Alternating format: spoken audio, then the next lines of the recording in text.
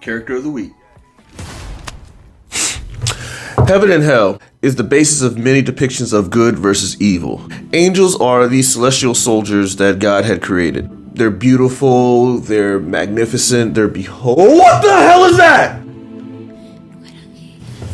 Be not afraid my ass.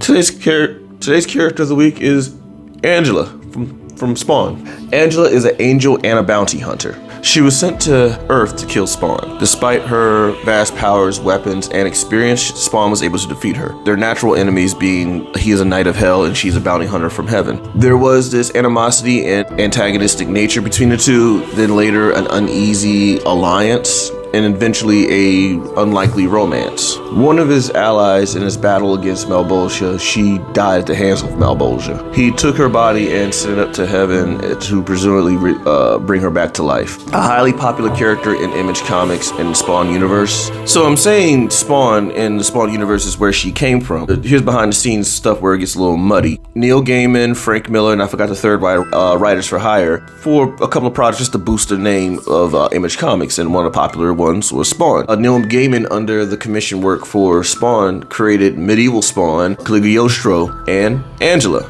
Though Todd McFarlane still continued to use that character, which I guess was fine. But then it gets a little muddy as far as who actually owns Angela, because Neil Gaiman created her, wrote for her, but Todd McFarlane's like, but you were hired to write for me as a commission, so, which goes against the whole creator-owned thing for which Image Comics is based off of, but that's a separate. Anyway, lawsuit battle here and there. Originally around like 2013, Neil Gaiman made a return to comics, but he was working for Marvel, and he acquired the rights of Angela, and Joe Quazda, who was the editor-in-chief of Marvel Comics, bought that character from Neil Gaiman, so that's why you see Angela now in Marvel Comics. As far as Marvel Comics, when acquiring her in 2013, I feel like that was probably kind of like a waste, because she really hasn't done much in Marvel Comics, despite a couple appearances here and there in some cartoons like Guardians of the Galaxy, Marvel's Clash of Champions video game. Her Marvel story goes, she was basically the daughter of Odin. She was killed in the 10th realm, and during that battle or whatever in the 10th realm, thinking that she had died, Odin severed ties with the 10th realm, which is, I guess, what heaven is to us. So for a long time, she was trapped in that until something with Wolverine, Omniverse, Thor, and Loki reached out to her, fought heaven, opened up the 10th realm, blah, blah, blah.